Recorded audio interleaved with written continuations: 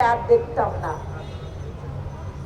আমরা দেখেছি শুধু যুগে যুগে নয়, প্রতি বছরে শয়ে শয়ে হাজারে হাজারে শিশু আর যুবতী বৃদ্ধা সবাই এটার শিকার হচ্ছে।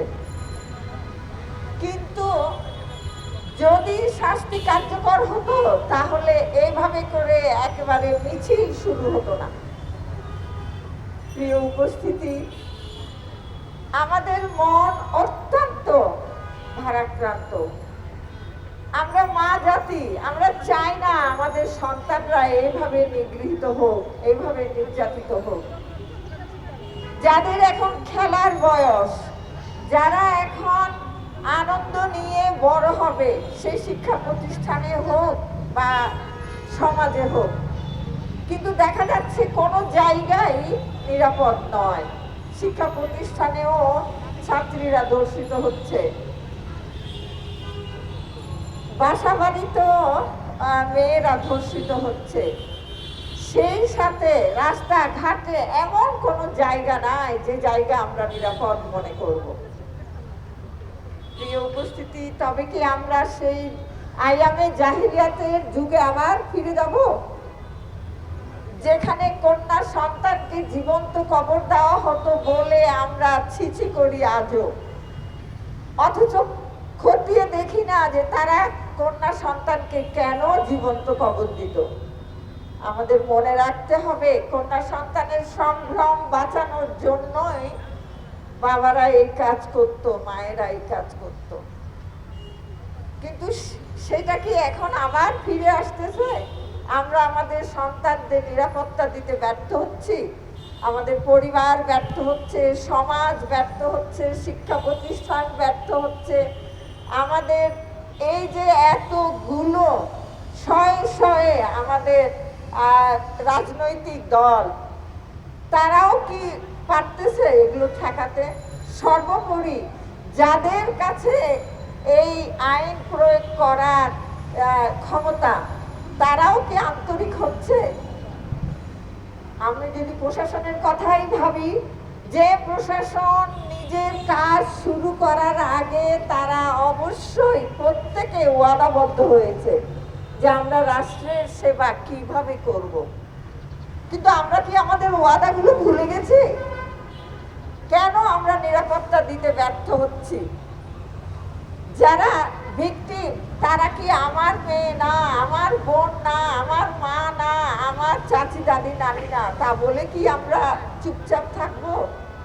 সেটা কখনোই হতে পারে না। আমরা দেখেছি যে শিশু আসিয়ার মৃত্যুর পর যেভাবে পুরো বাংলাদেশ ফুঁসে উঠেছিল, কিন্তু তার কোনো আলামত তো এখন দেখা যাচ্ছে না। তবে কি আমরা মুখে সবাই টেপ লাগিয়ে ফেলেছি? এটা তো হতে পারে না।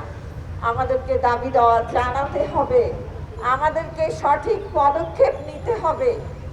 আমি বিশেষ করে পুরুষ ভাইদের কাছে বিনীত অনুরোধ জানাবো, আপনাদের চারপাশেই রয়েছে তারা যারা এই অন্যায়কারী, আপনারা তাদেরকে থামান।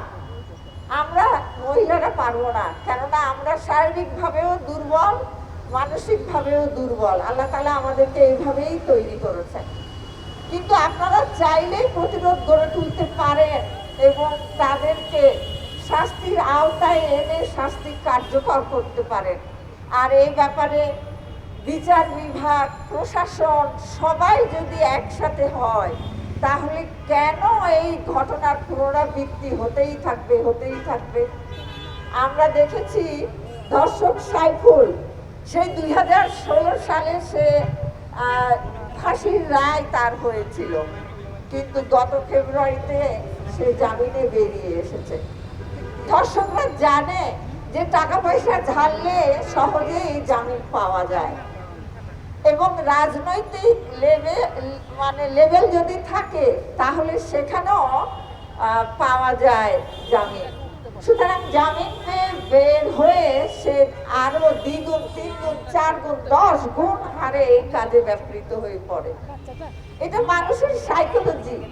যে আমি যেখানে বাধা পেলাম না, আমি যেখানে শাস্তি পেলাম না, বরং উল্টা পুরস্কার পেলাম, তাহলে আমি সেই কাজ কেন বেশি বেশি করবো না? সবচাইতে দুঃখজনক হচ্ছে যে রামিসার ব্যাপারে তার স্ত্রী, ধর্ষকের স্ত্রীও সহযোগিতা করেছে। সেও একজন মা, সেও একজন মেয়ে। এর চাইতে দুঃখজনক ঘটনা আর হতে পারে না। আমরা যদি রামিসার শাস্তি, ধর্ষকের শাস্তি কার্যকর করতে ব্যর্থ হই, তাহলে প্রতি মাসেই একটা করে রামিসা আমরা উপহার পাবো। প্রিয় উপস্থিতি, আমরা কি চাই যে আমাদের শিশুরা এইভাবে জীবন দিক? আমরা কি চাই আমাদের শিশুরা এইভাবে অপমানিত হোক? অবশ্যই আমরা চাই না। আমি এই জন্য আপনাদের উপস্থিত সকলের কাছে বিনীত, এমনভাবে আপনারা ব্যবস্থা নিন, এমনভাবে মানসিক উৎকর্ষতার বিষয়গুলো তুলে ধরুন, যাতে আমরা আর দ্বিতীয় রামিসা দেখতে না পাই, দেখতে না হয়।